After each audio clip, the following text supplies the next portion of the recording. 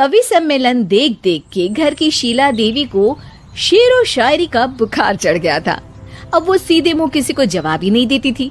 उनके पति और उनका बेटा तो काम करने घर से बाहर चले जाते थे और उनकी शायरी झेलनी पड़ती थी बहू रेणु को।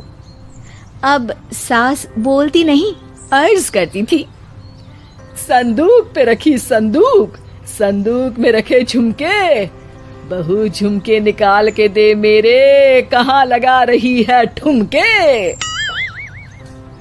माँ जी, झुमके तो आपके निकाल दूंगी मैं, लेकिन आपके दिमाग से ये शायरी का भूत कैसे निकलेगा? छोटे लोग नहीं समझेंगे, शायरी है शौक बड़ा, तू अपने काम से काम रख, मेरे काम में मत टांग अड़ा। शौक अलग बात है, लेकिन हर चीज में अपना शौक डाल देने से जग हंसाई हो सकती है सासू माँ।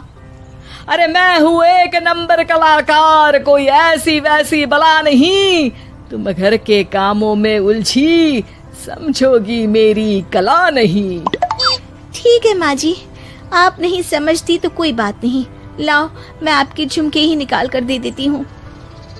बहू सास के झुमके निकाल कर देती है और वहाँ से चली जाती है। शाम को बहू अपने पति से शिकायत करती है, सुनिए जी, आप माँ को कुछ समझाते क्यों नहीं? अरे क्या समझाना है माँ को? अरे अपनी शायरी थोड़ी कम करे ना। अरे तुमको उनकी शायरी से क्या दिक्कत है?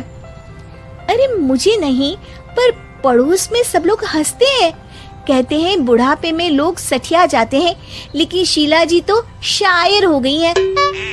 अरे लोगों का काम है कहना, लोगों की बातों का क्या टेंशन लेना। अरे वाह, मैंने भी शेर कह दिया, वाह वाह वाह वाह। देख लो, तुमसे किसी ने कहा नहीं और तुम्हारे सामने कोई माँ की बुराई नहीं करता तो तुमको फर्क नहीं पड़ रहा। अरे तुम खामखा की बात का बतंगड़ बना रही हो। चलो चाय बना कर ले आओ मेरे लिए, साथ पियेंगे, कोई ढंग की बातें करेंगे। रेणु चाय बनाने लगती है। पहले वो अपने पति को चाय देती है, फिर सास को और आखिर में अपने ससुर को। लेकिन वो देखती है कि ससुर जी कुछ परेशान से हैं। क्या हुआ ससुर जी, कोई बात हो गई है क्या? अरे तेरी सास बात बात पे शायरी करती है। कल मैंने पूछा कि खाना खाया तो तेरी सास ने क्या जवाब दिया पता है? अरे गलती की और आरोपी ने कोड़े खा लिए फटाफट, खाना तो नहीं पर पकोड़े खा लिए झटाझट। अब बता क्या जवाब दूं इस बात का? वो तो सभी से शायरी में ही बात कर रही हैं, मुझे भी समझ में नहीं आता कि क्या करूं मैं। बेटा उसको उसी की भाषा में जवाब देना पड़ेगा। मैं तो आम बातचीत में भी उसके सामने कुछ नहीं बोल पाता, शायरी में क्या बोलूंगा भला।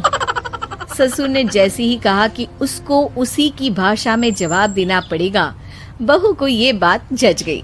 अगले ही दिन वो शायरी की कुछ किताबें लेकर आई और शायरी की प्रैक्टिस करने लगी ताकि सास को उन्हीं की भाषा में जवाब दे सके। उसने दिन रात एक कर दिए। एक दिन सब साथ में बैठकर टीवी देख रहे थे, तभी रेणु सबके लिए बिरयानी बनाकर लाती है, लेकिन सास को बिरयानी भाती नहीं। कौवा करता काऊ काऊ, चिड़िया बोलती ची ची, इतना खराब बिरयानी बनाई है कि मुंह से निकले छी छी। बस इसी मौके का तो बहू को इंतजार था, क्योंकि अब बहू सास को उसी की भाषा में जवाब देने के लिए तैयार थी। माँ जी, हमको अपनी ये बेकार शायरी ना सुनाइए, जैसी भी बनी है बिरयानी चुपचाप खाइए। ससुर जी और रेणु के पति ने रेणु का जवाब सुनते ही जोर से ताली बजाई और सास ने जब रेणु का शायराना जवाब सुना तो उनके गले में बिरयानी अटक गई। बहू ने एक और शायरी का तीर छोड़ा।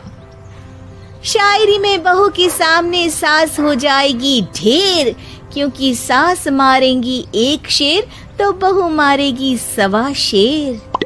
सास को छोड़ के सब वाह वाह करने लगते हैं।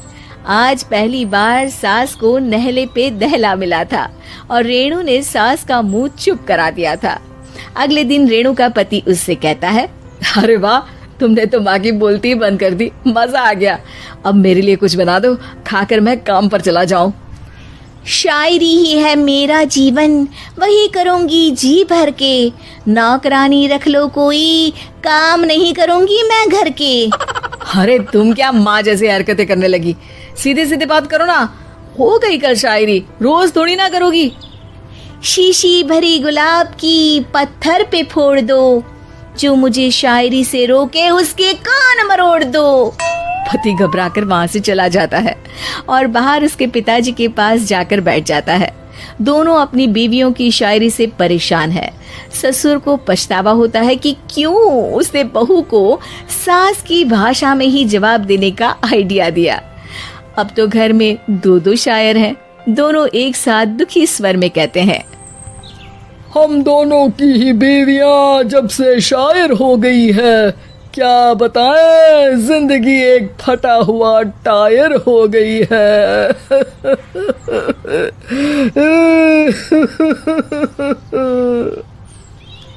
हम दोनों की ही बीवियां जब से शायर हो गई है, क्या बताए जिंदगी एक फटा हुआ टायर हो गई है।